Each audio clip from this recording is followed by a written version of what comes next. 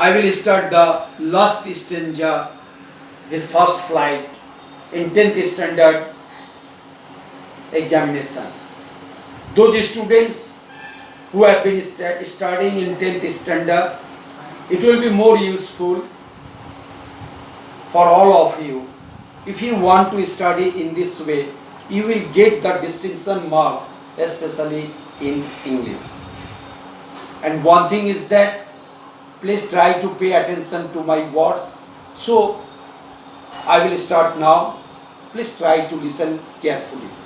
The following Sunday, अगले रविवार के दिन Lencho came a bit earlier than usual. हमेशा के बात ही कुछ देर पहले लेंचो आया to ask मांगने के लिए if there was a letter for him. यदि क्या उनके लिए कोई पत्र था. It was the postman himself. यह वही डाक बाबू था who handed the letter to him. जिन्होंने उस पत्र को उन्हें सौंप दिया while the postmaster जबकि डाक बाबू वहाँ पर थे. Experiencing the contentment of a man, उस व्यक्ति के संतुष्टि भाव को अनुभव करते हुए who has performed a good deed, जिन्होंने एक अच्छा कार्य किया है. Looked on from his office, उन्होंने अपने कार्यालय से उन्हें देखा. Lencho showed not the slightest surprise on seeing the money. Lencho ने जब उस पैसे को देखा वो थोड़ा बहुत आश्चर्यचकित नहीं था. Such was his confidence, इस प्रकार उनका विश्वास था. But he became angry, लेकिन वो नाराज हो गया. वो नाराज हुआ when he counted the money, जब उसने उस पैसे को गिना. God could not have made a mistake. God could not have made a mistake. ईश्वर ऐसा गलती नहीं कर सकते. Nor could he have denied Lencho, और न ही वो लेंचो की बारे में अस्वीकार कर सकते थे. What he had requested, जो चीज़ के बारे में उसने अनुरोध किया था. Immediately, तुरंत Lencho went up to the window to ask for paper and ink. Lencho उस खिड़की के पास गया कुछ कागज तथा स्याही मांगने के लिए. On the public writing table, उस लिखने वाले मेज के ऊपर he started to write, उसने लिखना प्रारंभ किया.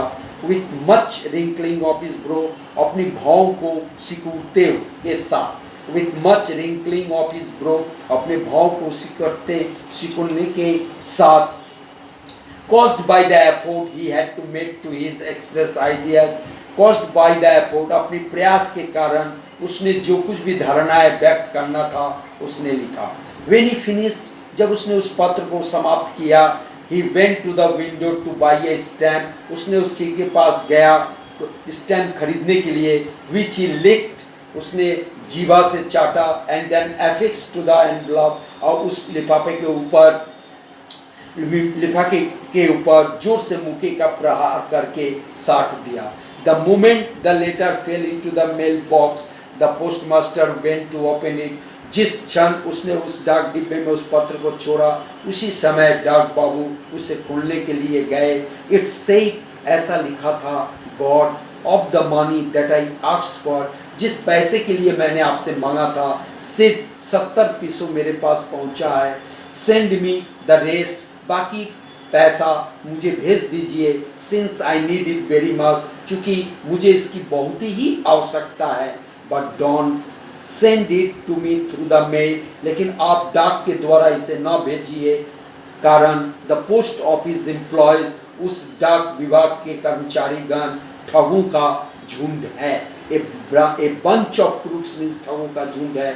Lencho wrote this letter in this way. Lencho ने इस प्रकार अपने पत्र को लिखा. Please try to understand the chapter carefully. If there is any problem, please try to contact me. If you want to like this channel, please subscribe it. Otherwise, you need not to subscribe it. Bye to you all.